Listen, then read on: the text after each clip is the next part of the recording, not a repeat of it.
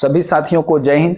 तो कल के हमारे प्रदेश के यशस्वी मुख्यमंत्री माननीय विष्णुदेव साय जी ने ये घोषणा किया कि मतलब अब सभी अभ्यर्थियों को, चाहे वो कोई भी कास्ट के रहे, एससी, एसटी, ओबीसी, जनरल और या पुरुष के अभ्यर्थी रहे फिर महिला अभ्यर्थी रहे, उन सभी को मतलब उनके जो अधिकतम आयु सीमा में जो छूट दिया गया था उसके अलावा 5 साल का और अतिरिक्त उनके आयु सीमा में छूट दिया जाएगा।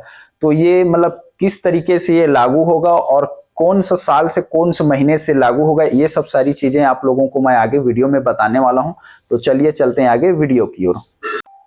तो देखिए, सब पहले क्या रखा गया था कि 1/1/2023 से मतलब आपका उम्र 18 वर्ष से कम और 28 वर्ष से अधिक नहीं होना चाहिए। मतलब बोलने का मतलब ये है, मैं बता रहा हूं, जैसे कि ये 1/1/2023 तक आपका जो उम्र है वो 18 वर्ष से कम नहीं होना था, 18 वर्ष से कम नहीं होना था और 28 वर्ष से अधिक नहीं होना था 1/1/2023 के मतलब समय के अंदर, और ये 28 वर्ष के अंदर होना था। और 28 वर्ष के बाद अतिरिक्त 5 साल का और छूट दिया गया था, 5 वर्ष की छूट दी गई थी। ये 5 वर्ष छूट दिया गया था और ये छूट किसको दिया गया था? ओबीसी, एसटी और एससी, ये 3 वर्ग को 5 वर्ष का छूट दिया गया था, आयु सीमा में 5 वर्ष का छूट दिया गया था। तो ये 28 और प्लस 5 वर्ष कितना हो गया था? 28 और 5 प्लस हो गया था 33 साल। तो इन तीनों के लिए पहले क्या सीमा रखा गया था कि 33 साल, ये 33 साल इन लोगों को होना था। मतलब जितने भी है 1/1/2023 तक 33 साल से अधिक नहीं होना था, ये पहले नियम रखा गया था। और जनरल वालों के लिए कितना था? जनरल वालों के लिए था 28 साल ही था, क्योंकि उनको आयु सीमा में किसी भी प्रकार का छूट नहीं दिया गया था। तो अब आयु सीमा में छूट देने के बाद कौन सी कैटेगरी को कितना मतलब बोनस मिला है छूट में और कितने वर्ष के लोग फॉर्म भर सकते हैं, ये चीजें मैं आपको बताऊंगा आगे। तो देखिए, 1/1/2023 तक आपका जो उम्र है वो 18 वर्ष से कम नहीं होना चाहिए। और जो छूट दिया गया है वो मैं आप लोगों को, जैसे सभी का एज क्या था? 28 साल था, 28, 28, 28 और ये 28 साल, ठीक है।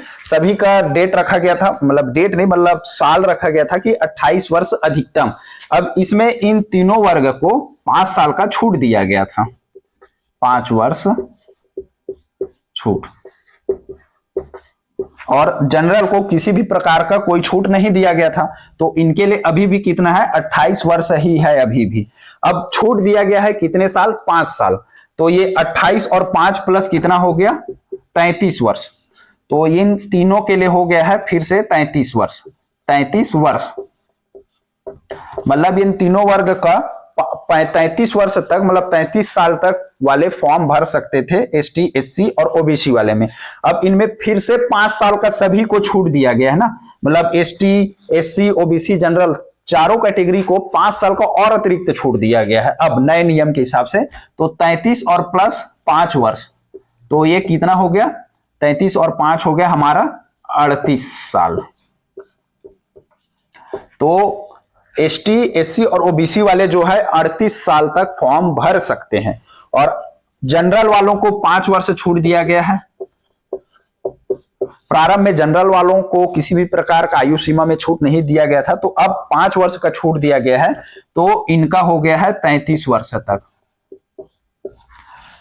तो आप लोग देख सकते हैं कि एसटी, एससी, ओबीसी, जनरल वालों को टोटल 38 साल तक फॉर्म भर सकते हैं, 38 साल तक। 1/1/2023 तक 38 वर्ष से अधिक नहीं होना चाहिए और 1/1/2023 तक 18 वर्ष से कम नहीं होना चाहिए। और वही बात करेंगे जनरल में, तो 5 वर्ष छूट देने के बाद जनरल वाले, सामान्य वाले 33 साल तक फॉर्म अप्लाई कर सकते हैं। बट किस स्थिति में? 1/1/2023 तक उनको 33 साल अधिकतम होना चाहिए और 18 वर्ष जो है मिनिमम होना चाहिए।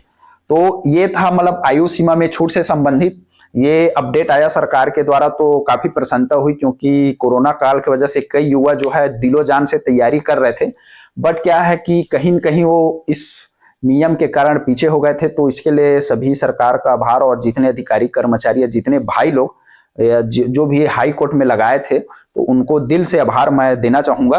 तो ये वीडियो आप लोगों को कैसा लगा मुझे कमेंट करके जरूर बताइए, और अगला वीडियो किस टॉपिक पे चाहिए मुझे कमेंट करके जरूर बताइए। तो मिलते हैं अगले वीडियो में। जय हिंद, जय भारत, जय छत्तीसगढ़।